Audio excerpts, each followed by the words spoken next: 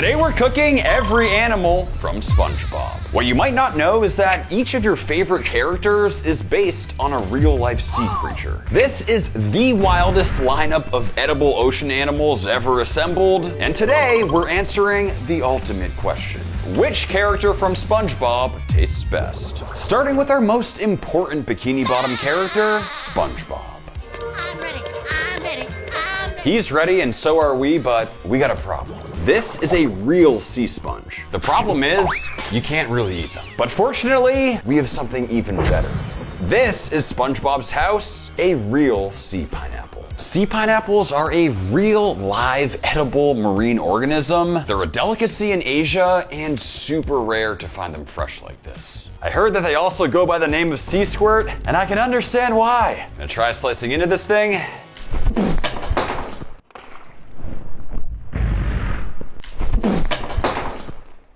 That thing just went off like a grenade. Looking directly at something you notice explode in your face is just hard to do.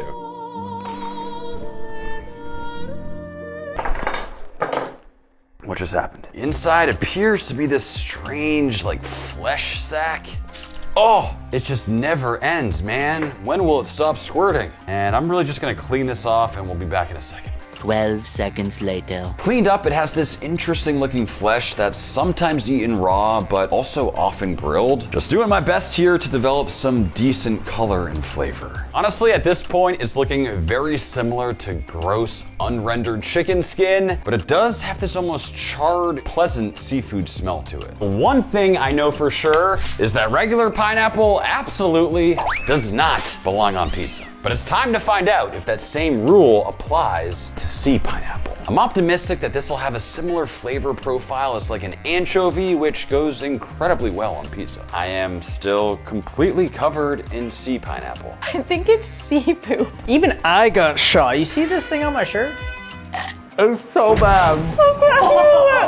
I can't do it. Like someone left a diaper in the ocean for like a week and then put it on pizza. Very, very intense seafood flavor with a nice rubber band texture. I think we can unequivocally say that sea pineapple does not belong on pizza. It's so cool, but that was one of the most disgusting things I've eaten. I feel like due to the fun factor of that whole experience, it's gotta be at least a D. Under one condition, I am totally good with that. I just need you to prove it to me with this nice piece right here. Oh, that's a juicy boy. Oh, baby, I heard that juice squeezing out. What it all means is SpongeBob is getting D tier. We have made it to the most notorious villain of Bikini Bottom, Plankton. You're all mine, you sweet Krabby Patty. He might be small, but he is full of evil. Let's start by at least finding out what a real Plankton is. What you might not know about the character Plankton is that he's actually a copepod, which are these little guys right here. They're tiny aquatic crustaceans ranging from just 0.2 to 2 millimeters in size, known as insects of the sea. But let's take an even closer look. I'll just very carefully try to select a single copepod, drop it onto the slide. Dude, holy that freaked me out. Okay. Dude. It's Plankton. It's actually. Does it look like him? Yes. There's two antennae. Check this out. Oh, look at him. Yo, Max, try this one too. Look at him. Now another version of plankton is this dried edible version right here. It's called phytoplankton with this unbelievable green color, and it's what we'll be using to cook with. And what we are of course making is the Wagyu plankton dry age. I've dry aged with many crazy ingredients. Needless to say, phytoplanktons are first, and I'll see you guys in a couple weeks. 2 weeks later. Our time is up. Just take a look at our plankton dry aged steak. It seems to have really darkened up. I really hope this thing is still edible. Stunning interior with even more pronounced marbling from the dry aging process. It has this ever so slight briny kind of like seaweed smell to it. Keeping the seasoning super simple with just salt so we can really taste the flavors. And we'll get it onto a ripping hot pan. Basting with that rendered beef fat, and our plankton dry age is finally ready to be sliced. Just a beautiful rosy pink interior, and to really set the mood, plating it right on top of the chum bucket, along with a little phytoplankton flaky salt on the side. I mean, a dry-aged Wagyu steak is always gonna be good. The question is, did adding plankton to it help or take away? I'm almost getting tea vibes from this, like a little matcha undertone or something. It's like earthy. I kind of like it. I kinda like it too. Very nutty, but I think the plankton is making it worse. I mean, I'm in full agreement that adding plankton to a dry-aged steak does not help it. I still think it's good. I'm feeling more towards a C. I think it's closer to a B. I just don't think that it helped this dish. I'm gonna go with a D. Kyle, jeez, I'm Kyle. sorry. Despite how cool this one was, unfortunately, plankton is getting a C tier. We have made it to the one and only Kevin, the sea cucumber.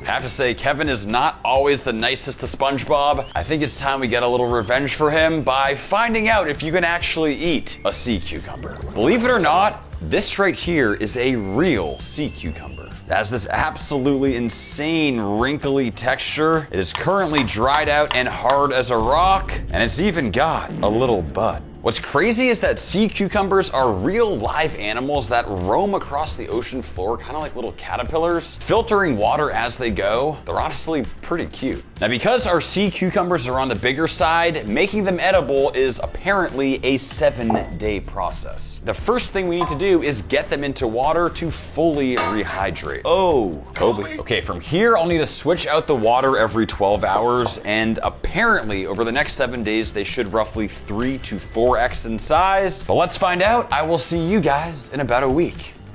1 week later. Well, guys, it has been a week.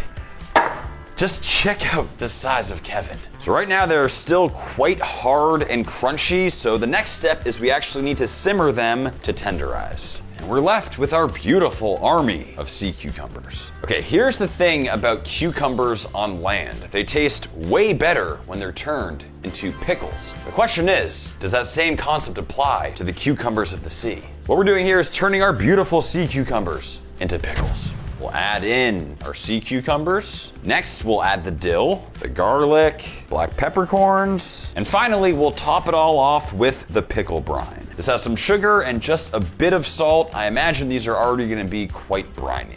Just realized we might be on the cusp of the world's first dill pickled sea cucumbers. We'll let this sit in the fridge for a full weekend, and I will see you guys on Monday.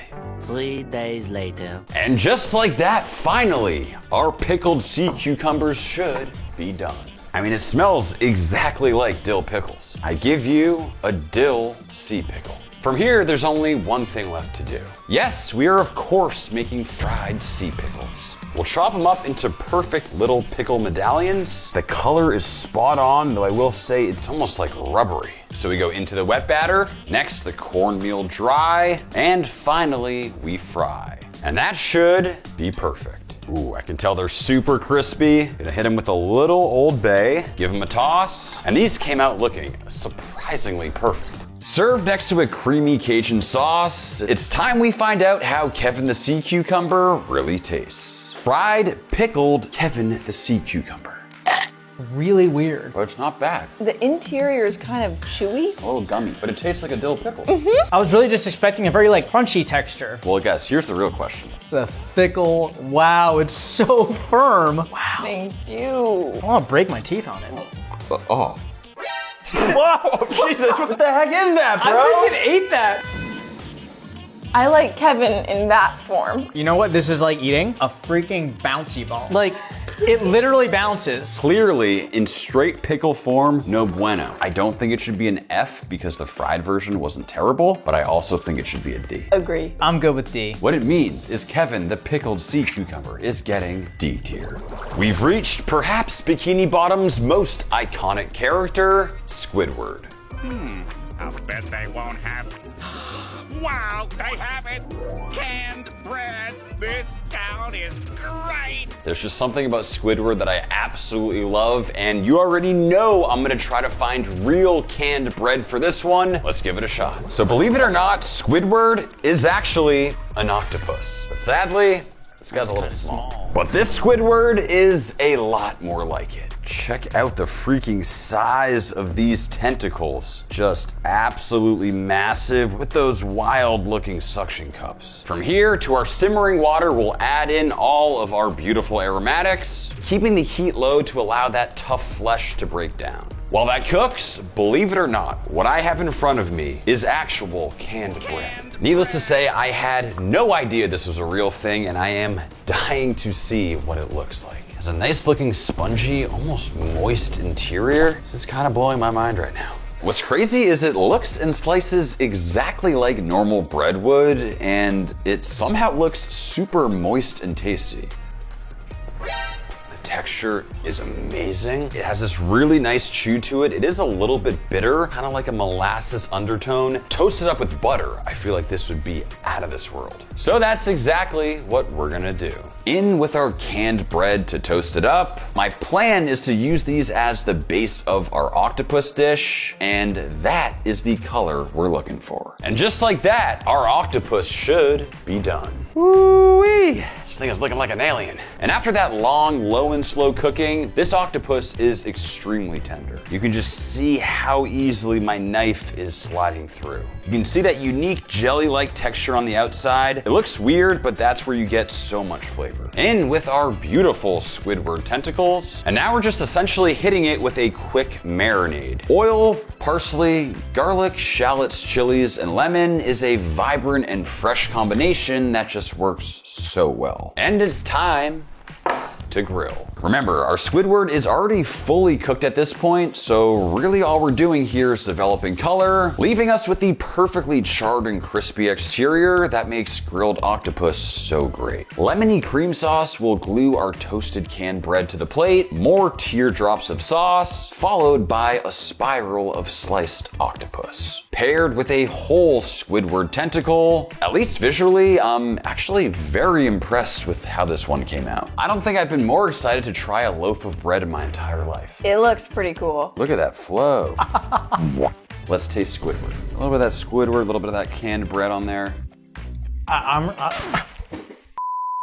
I know it doesn't sound like it, but I really like that octopus. The octopus is good. Mixed with this extremely molassesy bread, it is horrible. It's not good. I love the bread. I don't know if I love it or hate it. The Squidward, though, is phenomenal. I love the octopus. I hate that bread. So I'm gonna go with a C. I gotta go D. We're gonna meet somewhere in the middle and unfortunately give Squidward a C tier. We have made it to none other than Gary the snail. Good morning, pineapple. Good morning, Gary.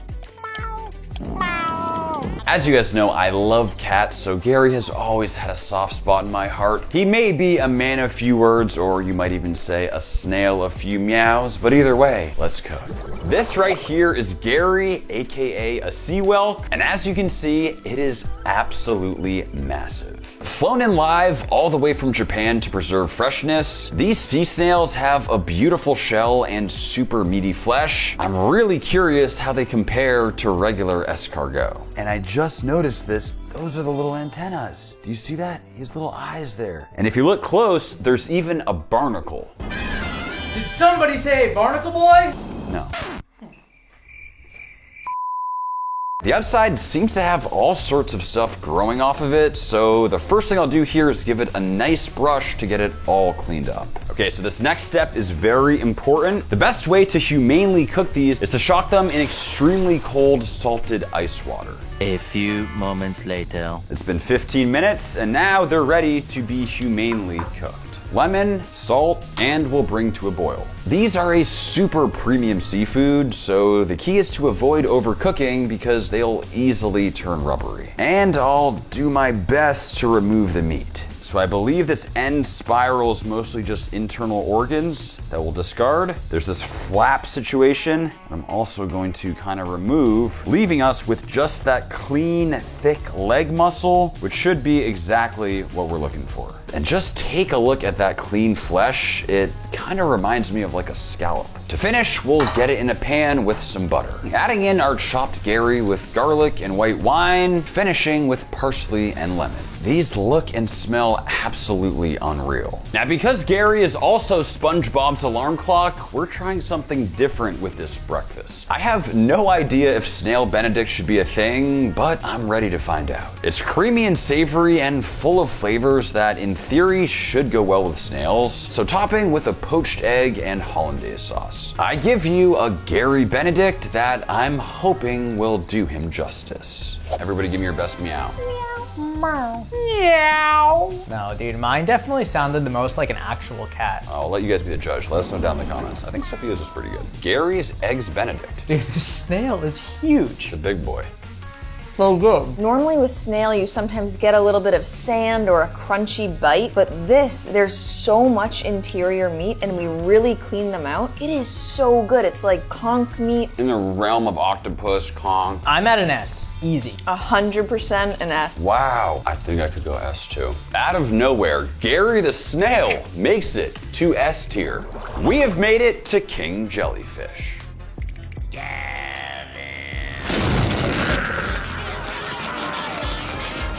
I mean, easily the most intense jellyfish in all of Bikini Bottom, but I will say he is used to make a Krabby Patty topping that I've always wanted to try. It's just a little old Krabby Patty smothered in jellyfish jelly. I call it a Krabby Patty with jellyfish jelly. You know, growing up, that is the one food I always wanted to try. Let's see if we can make it. And for King Jellyfish, we got this king-size package shipped all the way from Japan. Oh, that's pretty cool. So this was actually overnighted from Japan, and they packaged it with yesterday's Japanese newspaper. Kyle, what are you doing? Read the newspaper. You can't read Japanese. Oh, you right. And what we have here is legit jellyfish sashimi. I'm so interested to see what this is like. Whoa, weird. I have no idea what to think of this right now. Kind of reminds me of like translucent cabbage. And it actually has a somewhat pleasant, like salty, briny smell to it. We're gonna let the intrusive thoughts win now, Sophia? Oh, I don't dislike it. Nice texture, unique flavor, confusing. To assemble our jellyfish jelly, we start by getting our beautiful jellyfish into the blender and blend. Now here is where things get interesting. We start with water, sugar, tarragon, glycerin, and gelatin, a combination which should help us achieve an authentic jellyfish jelly texture. And finally, the most important ingredient, our blended up jellyfish. Authentic jellyfish jelly must be made using the real stuff, so I'm throwing in the entirety of our blended up jellyfish. Couple drops of food coloring to achieve the authentic color from my childhood dreams. I can't believe I'm saying this, but this might actually end up working. Jellyfish jelly goes into our jar here before cooling. I am super interested in seeing what the final texture will end up looking like. And let's assemble SpongeBob's famous Krabby Patty with jellyfish jelly. And this one's simple, it's just bottom bun, then patty, and of course our jellyfish jelly, which as you can see, seems to have fully solidified. And that right there is authentic jellyfish jelly. I'd like to think that SpongeBob would be proud. We'll add a whole bunch of it right over the top, and it is everything I could have hoped for. It has that nice jiggly bounce, though I'm still deciding if the cross-section is beautiful or highly disturbing. The Krabby Patty with jellyfish jelly looked like the most delicious thing I've ever seen in my life. Well, Kyle, this is what dreams are made of, because it's time. Dude, you nailed this. It's kinda good. It's really good. It's not bad. It just tastes like jelly on a burger, and not bad jelly on a burger. I kind of want to add some peanut butter, make a little peanut butter jellyfish jelly Krabby Patty. That's such a good idea. How about peanut butter? Ooh, now that's what I'm talking about. You know peanut butter on a burger is a thing. Jellyfish jelly on a Krabby Patty is a thing. You put them together and it just might be horrible. It's like a bacon peanut butter and jelly sandwich.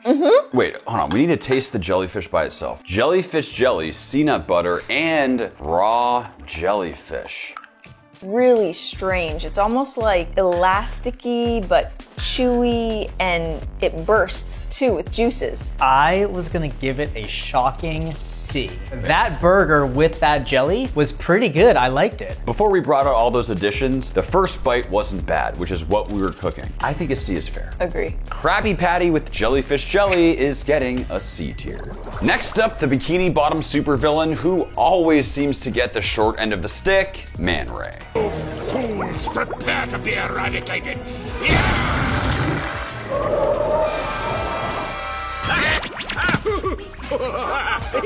know that's the Tickle Bell Mermaid Man used on you in episode number 17. Got him again with the tickle belt, but just wait because this one's about to get crazy. Okay, so that is Man Ray, but this is a Stingray.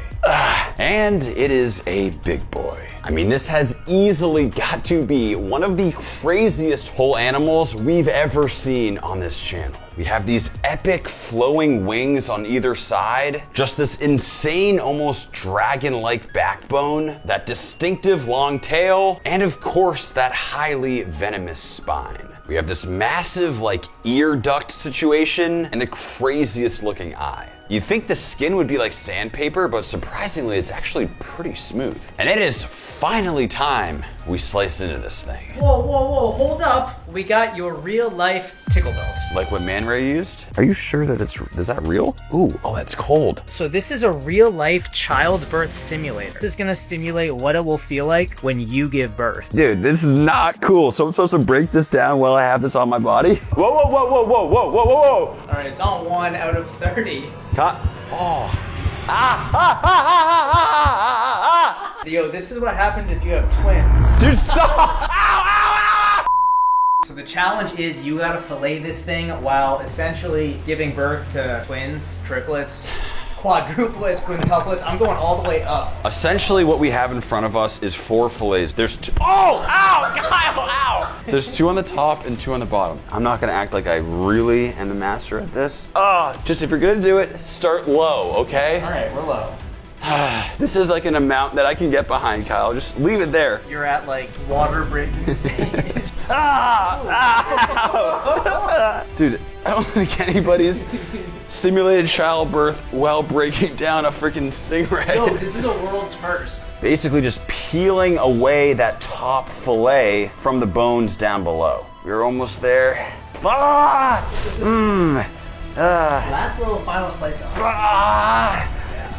And we're left with this beautiful, absolutely beautiful absolutely beautiful. Beautiful what? Stingray fillet! Dude, I have a massive newfound respect for women. What we're left with are some of the most insane looking fillets I've ever seen. It has these insanely pronounced muscle fibers, almost like a flank steak, but in fish form. Then closer to the top, it almost starts to fray and has the texture of like string cheese. I took off a slice and you can see how it has this crazy looking accordion type shape. It is finally time to cook, and we'll start by slicing into chunks right around this size here. And you're not gonna believe what we turn this into. What we're making is a Kerala style stingray curry, a famous Indian curry from southwestern India, where this is actually a very popular dish. After assembling this flavorful paste, we toast up some mustard seeds and coconut oil, add in some fenugreek seeds, fresh curry leaves, a wide range of aromatics, and some black kokum. Needless to say, the ingredients and process is very new to me, but trying to be as authentic as possible, and honestly, I'm smelling and seeing deliciousness I've never experienced before. It looks awesome. From here, adding in some chunks of coconut, our chopped up stingray fillet, finally covering it up to simmer. And just like that, it should be done. Topped with fried curry leaves for color. I am very excited to see how Man Ray tastes in real life. That texture just looks so incredibly unique. How we doing over there, champ? Never again. There's something about you having control over my body that I don't like. Honestly, I felt weirder than you. Time to eat some stingray. phenomenal texture. I love that. So good. It's like a nice chicken. Almost if chicken was more tender. But it has a nicer chew. Like it's not dry at all. It's a flavor explosion. Ooh, it's got a little kick to it. Man, Ray. I can't look at you the same, Kyle. Can we switch seats? Let's switch seats for the rest of this. Now you guys know the truth about the height of our chairs. Ooh, I get front row seat to the food now. I'm gonna shock you with this score even more than I shocked you earlier. I'm giving it an S. I'm between an A and an S. I gotta go S. An absolute shocker for Man Ray. It's gonna be an S for Stingray. Next up, easily the coolest dude in Bikini Bottom, Larry the Lobster.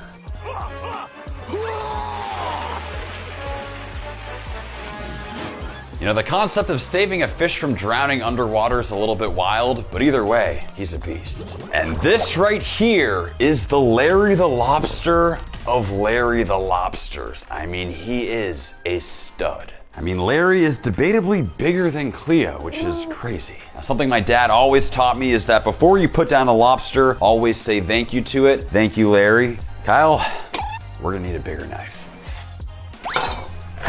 Opening it up, just some absolutely stunning lobster meat, and we'll get them seasoned up with some olive oil, a nice thin layer of a Cajun rub for a perfect Larry the Lobster kick. And we'll get it on the grill. The key here is developing really nice color on the tail meat while ensuring those claws cook through. Once flipped, the herby basting butter fully absorbs and cooks into the meat, keeping all those juices inside the shell. And that right there is grilled lobster perfection. This thing is so big, even these little legs that are usually super shrimpy are just packed with meat. Okay, now we gotta get serious. It's finally time we tackle this leg. But the first thing we do, as always, is of course a little lobster shotgun. Crack it. Oh, that was like a gallon of lobster bisque. That is phenomenal. From here, we'll just place her down, cover for safety, and it's hammer time. Oh. Oof. That could not have gone more perfectly. I mean, that is freaking crazy. From here, we'll just coarsely chop up all that beautiful and buttery grilled lobster into a bowl with some mayo, lemon, salt, pepper, and chives, giving it a good mix. We got that buttery brioche and mounds of that beautiful Larry salad, finished with some chives and lemon. So here's the thing, Larry is the strongest character in Bikini Bottom, so I brought in Lulu, one of the strongest sumo wrestlers in the entire world. I'm very hungry, yay! What do you think? I like lobster. Okay, let's taste it. Very nice. What do you think this is? I think S. You think this is S tier? Yeah. I think it could be A tier. No. S. A. S. A. S. A. S. Next up, Bikini Bottom's thrill-seeking Texan, Sandy Cheeks. So, what's your name? Sandy. So, What this means is, yes, we are venturing into some truly exotic meat territory. It's time for squirrel. Ooh, boy, it's about to get real. This right here is squirrel. Very dark red colored meat. Something tells me this one is gonna be gamey. It even comes with a few little hairs for Kyle. What? Okay, Kyle, say ah. Boom! Dude, that got way too close. That was like 7 inches away, bruh. Now, in the spirit of Sandy Cheeks, we are of course cooking this Texas barbecue style. So what it means is we're seasoning very simply with just salt and black pepper. Now, even further in the spirit of Sandy Cheeks, we of course also have some acorns. As you know, acorns are by far Sandy's favorite food in all of Bikini Bottom, so I figured it's only right that we try to find a way to cook with them. And let's get it on the grill. Yes, the plan is to smoke this squirrel using acorns as our smoke source. This is the one situation where not using applewood is acceptable, but honestly, I have no idea if these acorns will make it taste good or absolutely terrible. My hope is the strong acorn smoke will kind of override the gamey squirrel flavor, glazing with some barbecue sauce to achieve a beautiful glossy exterior. All right guys, I'm not gonna lie, this squirrel is actually not looking half bad. Beautiful deep mahogany color, plated next to all the best Texas barbecue sides. I'm actually feeling optimistic. Okay, it looks good, but to be considered an authentic platter of Texas barbecue, it's missing something.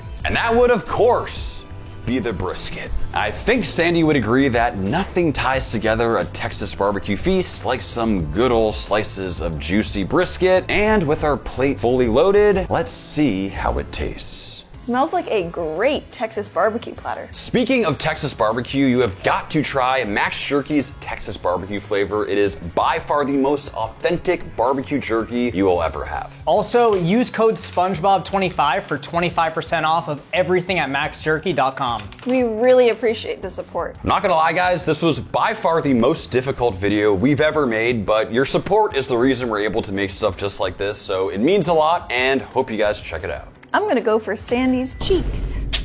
Okay, Sophia, you want one of Sandy's cheeks? I think Kyle will take the other. I loved Sandy as a character. We're gonna find out how you like your ass dinner.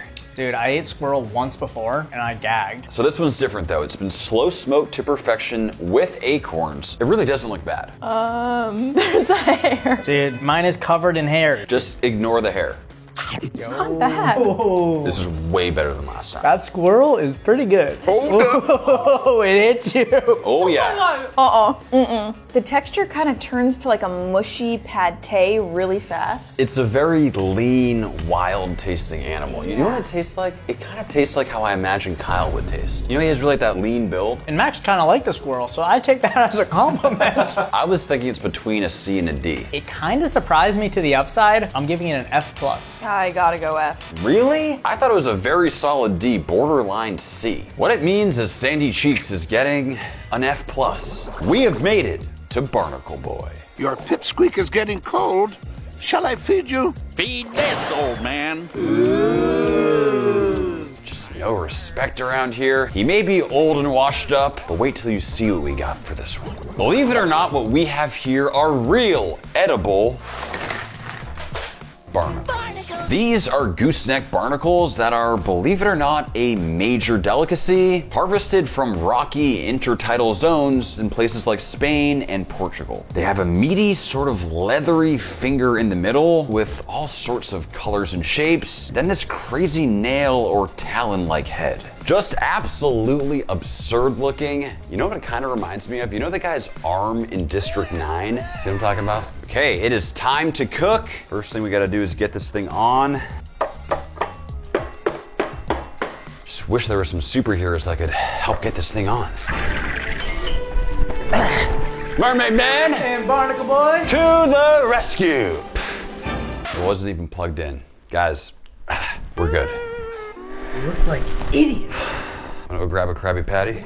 We'll add the water and we'll salt very well. And we'll go in with the barnacles. Treating these very similar to how we would other types of seafood. It's a quick process because overcooking will guarantee they turn rubbery. It's only been a couple minutes, but just like that, they're done. Whoa, if you look closely on this one, there's a tiny mussel on there. Served traditionally with some citrus, these things are super juicy. From here, just pulling off the head, honestly, it kind of just looks like a worm. I think this looks like a dinosaur foot.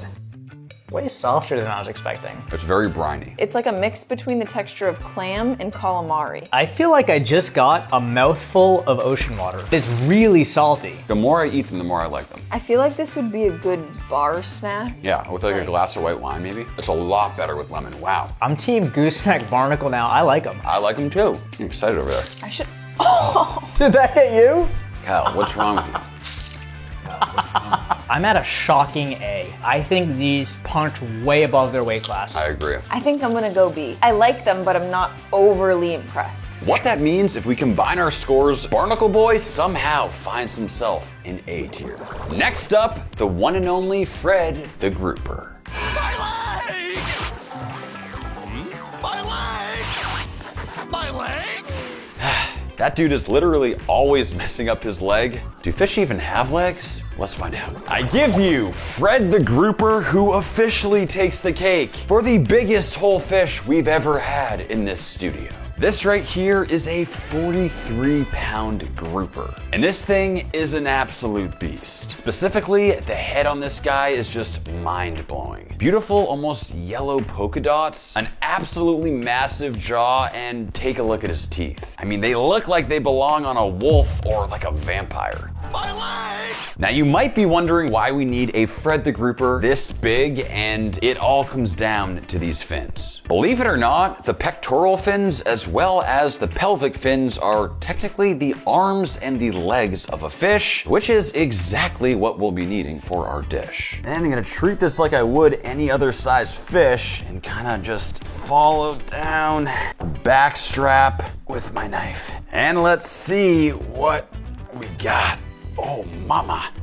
Whew. Now that is a fillet. Now, as beautiful as this fillet is, what's most important here is My leg! so we're gonna remove it just like so. It just looks absolutely beautiful. Have no fear, this will definitely not be going to waste. We'll cube up our slices into these perfectly bite-sized pieces, combining onions with lemon and lime, then tossing in the rest of our fresh ingredients. What's essentially happening is the acid from the citrus is cooking our Fred the Grouper as it's tossed with all those flavors. In the meantime, we'll get our fins, aka the legs, and give them a quick fry. What you might not know is that fish fins are full of cartilage and skin, making them edible and gelatinous once cooked. But most importantly, they get super crispy like a chip, which should be perfect for this dish. To assemble, we top with a creamy and citrusy avocado sauce with a good serving of ceviche, browning that with Fred's crispy and crunchy leg. Okay, I'm gonna start by giving everybody a piece of Fred's leg. That's a crispy leg. So kind of use it as a chip, a little bit of that sauce as well. Incredible ceviche. The chip is like eating a fungus toenail. But that ceviche is insane. There's no fishy flavor. It's zesty. The sauce is a little creamy. I love Fred. Great texture on the fish. Honestly, I thought pretty good texture on the fin. It's a little bit fishy. It's a little bit fibrous, but it looked cool. Okay, the big question is, how are we gonna rank this? Because apparently nobody liked my deep fried Fred's leg. I'm feeling a solid B. I was thinking the same exact thing. I was gonna give it an A. I think any fish that you can eat raw like this that tastes that great, it kind of has like an additional bump. I mean, all that said, you're at A, we're both at B, which means Fred the Grouper is getting a B. We have made it to Bikini Bottom's most greedy crustacean, the one and only Mr. Krabs. Hello, I like money. What inspired you to build a second Krusty Krab right next door to the original? Money? Okay, clearly he only thinks about money, but there is something charming about Mr. Krabs, so we gotta treat him right. This is a $1,200 real-life Mr. Krabs, and what we have planned for it is right up his alley. I have humanely put down Mr. Krabs. Let's get him cooked. While that finishes cooking, let's assemble the rest of our boil. We have this beautiful garlicky Cajun butter, and we'll get it right over the top of those sausages, the corn, those little shrimp, and we'll toss. Ooh, smells so good. And now we plate. Hit it with a little parsley, a healthy dose of lemon, 2 jumbo half-pound shrimp, and of course, our beautiful Mr. Krabs. Not bad, but we need to kick this up a notch Mr. Krabs style. So we are, of course, blinging him out in 24-karat gold leaf. This is Mr. Krabs after all, and I know this is something he would appreciate, so needless to say, we are going extremely heavy. Just completely covering our crab in the most unnecessary amount of gold I've ever seen. That should just about do it. Is it excessive? Yes, but I'm not gonna lie, it might be the coolest looking crab boil I've ever seen. I think Mr. Krabs would be proud. There really is nothing like fresh, flaky king crab. Let's go for a taste. How much gold do you think is on here? Too much, Kyle. I think I'm gonna start with the shrimp. Is it a crazy move to dip the shrimp in the gold? Dude, that's what I was just about to do. I think it adds like a nice golden metallic flavor on top. You sure about that? Mr. Krabs, you are good. I love that you get that salty flavor, but it's the perfect amount. That's the thing about crab, it's pre-seasoned. You don't need any additional seasoning. I don't think you can get better than this. Is Mr. Krabs better than Larry the Lobster? That's gonna be the big heated debate. Yo, what happens if you eat too much crab? Can't be anything good. Oh, I feel kind of weird right now. Whoa! Ew. Is that Mr. Krabs? There's a huge part of me that wants to give this S tier, but when I look at all the money we spent on this meal, I just have to bring it down to A. Do you guys agree? The experience is really S tier. Bro, speak for yourself. This is delicious. S tier. Well, the people have spoken. It's gonna be an S tier. Let's move this one along. Crab cap on. Moving on. Next up, Bikini Bottom's smooth-talking anchorman, Perch Perkins. I'm Perch Perkins, and here are tonight's top stories. Just wait till you see what we have for this one. And for today's perch, we have one of the rarest fish in the entire world. This is a black throat sea perch, and this single fish right here cost a whopping $300. And now we're gonna very carefully scale the fish. Is it raining? Wow, it's pouring right now.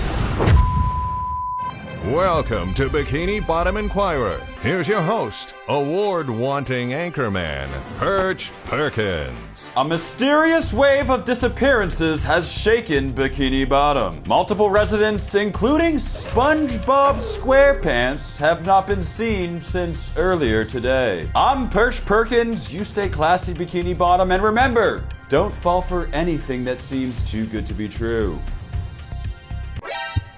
Yummy. And we'll get it in the dry ager for about a week. 1 week later. It has been exactly 7 days, and as you can see, it's changed quite drastically as that skin's dried out and the flavor has concentrated. Very carefully filleting. Every ounce of this fish is extremely expensive, so none of it is going to waste. Quick sear on that skin to ensure it's super crispy, but making sure not to cook the actual fish since it's being sliced for sashimi. I know it might just look like a normal fish, but this is the most prized fish by many high-level sushi chefs due to that insane fat content and flavor. Let's just hope I did it justice. Perch Perkins. Unbelievable. That is crazy. Just melts in your mouth. But then contrasted with that skin, it's almost like Peking duck skin. Why you gotta do this to us? You gave us one piece of sushi. That was one of the best pieces of fish I've ever had. It's almost reminiscent of like Chilean sea bass, but a little bit more delicate. It has a lot smaller flakes than Chilean sea bass. I hate to throw S's around like casually. It's an S tier fish. Agree. I agree. What it means is Perch Perkins is getting S tier. We have made it to Bikini Bottom's most chaotic school of fish, the anchovies. Anchovies. Why? Anchovies! Honestly, they kind of deserve to be cooked. These are real, whole, fresh anchovies. Mr. Krabs wasn't lying, they smell fishy. I've actually never seen one of these up close, and they're quite beautiful fish. To clean, we start by removing the head, then kind of peeling backwards to also remove the guts, separating down the middle to kind of split it in two. Then we locate the backbone and peel it right off. And we're left with a beautiful, clean fillet. Next, we'll need the salt, laying down all those anchovies. And this initial step is not only gonna season them, but also give them a really nice, firm texture. And we'll let these cure for the next 10 hours. Approximately 10 hours later. I don't know who's more excited about the anchovies, me or Cleo. You excited? You feeling? Ow! From here, we'll just uncover our buried treasure, leaving us with these perfect little anchovies. We'll need a colander, adding in all of our beautiful anchovies, and we'll go back into water to gently rinse them off. And now we're actually gonna cover these in white wine vinegar. This is not only gonna neutralize the fishy flavor, but the acid is actually gonna help cook the fish. And another 10 hours in the fridge. Okay, it's been another 10 hours, and it is crazy to see how much they've changed. They've completely whitened up in color through the cooking process with that vinegar. They're also quite firm at this point and really do have the texture of cooked fish. And this is where things get fun. Nice healthy dose of olive oil down, our first layer of fish. Now we build flavor with parsley, some red pepper, a little bit of garlic, some green onion, layer of olive oil. And from here, just continuing to layer on our beautiful little anchovies. Finishing with a bit of lemon zest and just making sure they're fully submerged in olive oil. For the next step, we will of course need the Krusty Krab pizza. The Krusty Krab pizza is the pizza absolutively. Krusty Krab, Krab, for you and me.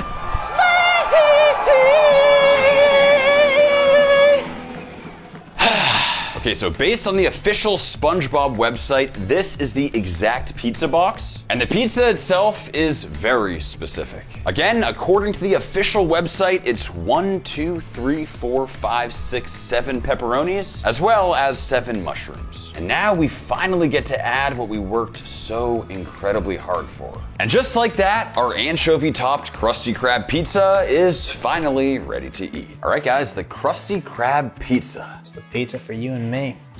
Those anchovies are insane. Wow. I rarely order anchovies on a pizza. It sounds weird, but it works so well. And somehow, these homemade versions are off the chart. It's a bit zesty from that vinegar, and the flavor of the fish itself is so clean. And it's basically the cheapest fish you can buy. And when I first got them, they looked like all weirdly frozen, smelled super fishy, but somehow, in their final form on the Krusty Krab pizza, they're phenomenal. You wouldn't use like the most premium thing to make ground beef or jerky. Kind of the same idea here. We cured these fish, which completely took away all the negative flavors in there. I think I'm gonna go A. You know what? We have to save the S tiers for like the best of the best. I think an A is fair. I'm gonna go a B+. You just like to disagree with us, don't you? What it means is these little anchovies are getting a shockingly high A tier. A for anchovies. We have made it to Tom the Trout with perhaps the greatest twist in SpongeBob history. Could we interest you in some chocolate? Chocolate? Did you say chocolate? Chocolate? Chocolate! Chocolate! Chocolate! Chocolate! I'd like to buy all your chocolate. An absolute roller coaster of emotions. We're gonna need some chocolate. When I tell you this is not your average trout, I mean it. This is cherry trout. Highly sought after for its delicate flavor and texture and that distinctive pink color running down the side. Chocolate! Opening it up, you can see that outrageous fat content, which leads to incredible flavor. As we know, Tom loves chocolate, so what we have planned for it is very special. These right here are real fresh cacao pods. These colorful football-shaped fruits are what's used to make chocolate and are extremely difficult to find in raw form. Let's see if I still got it.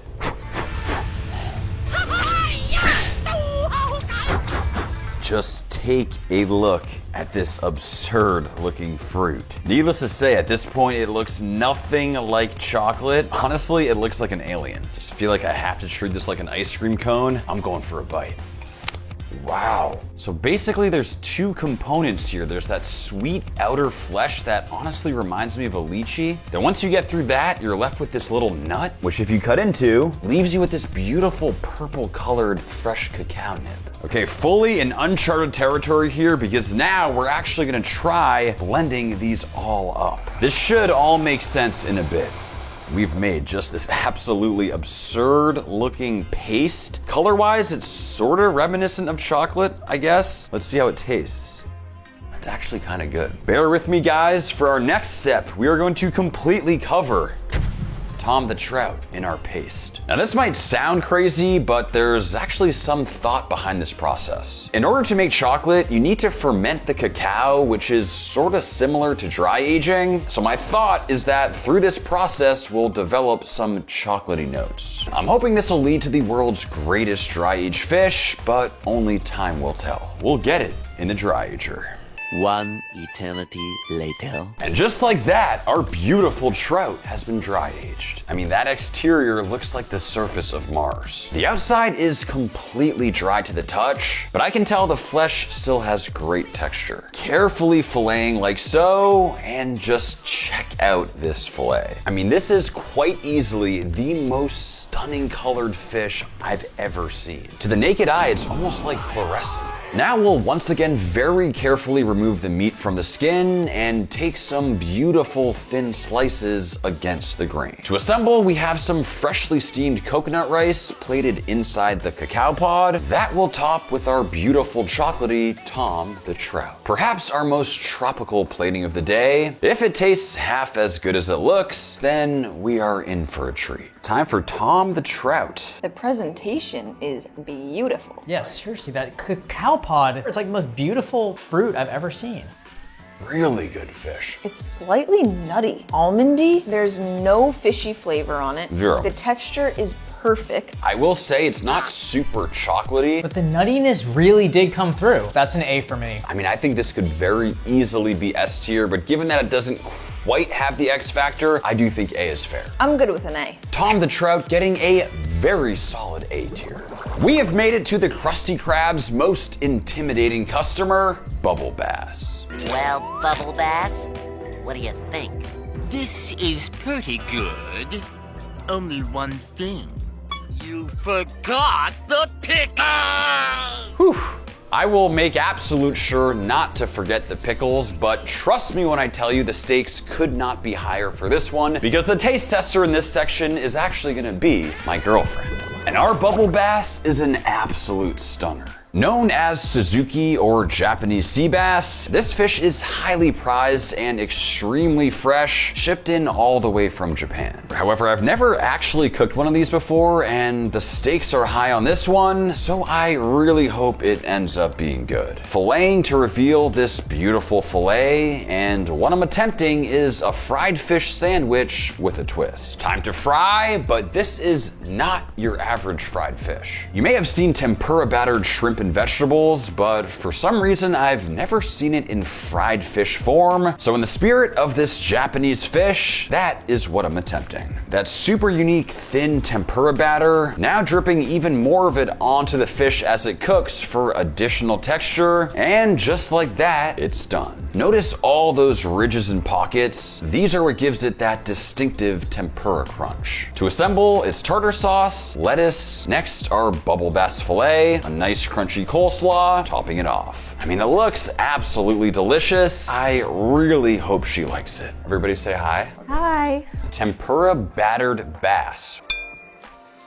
Crunchy. That is very fresh fish. It's like super juicy and like Really good. Love the sauce. a little tangy. Oh. Whoa. Going down. So this is my first time tempura battering fish. It's like that Japanese really light, crunchy exterior. Any way it could be better. Think pickles. You forgot the pickles! B for Bubble Bass. Next up, everyone's favorite, Patrick Star. Is this the Krusty Krab? No, this is Patrick. Is this the Krusty Krab? No, this is Patrick. Is he the smartest Bikini Bottom character? No. Is he the most lovable? Maybe. Is he the tastiest? Let's find out. So apparently in some cultures, you can actually consume starfish. This right here is a real dried starfish. Now the packaging clearly stated that the purpose of this starfish was for human consumption, but needless to say, I'm feeling a little skeptical. Soaking in water, notice how murky that water's gotten, which is a little concerning. But either way, at this point, Patrick should be nice and clean. So the most common form of consumption I found is in Chinese medicine. They essentially make a starfish soup or tea, so that's what I'm attempting. And it is time to assemble. Adding in all sorts of Chinese medicinal ingredients like goji berries, herbs, dates, and ginger. As it turns out, starfish apparently is used to treat a wide range of severe diseases. I am feeling highly skeptical. Either way, we should be done, and we'll plate up our Patrick Star tea. There is nothing left to do besides give it a taste. In the spirit of Patrick, who always seems to be confused and dizzy, I have some dizzy glasses that you guys are gonna wear for this section. Whoa! I feel so nauseous right now. Let me just pour you a nice glass. A nice hefty glass. Miss. Dude! Wait, did I do it right? Right on there. You even gave me a ball. There's like a berry in front of me. Oh, there. All right, here you go. The problem is the depth is the... I mean, it smells really nice. I do not feel very good, Sophia. I need to keep closing my I feel eyes. so sick.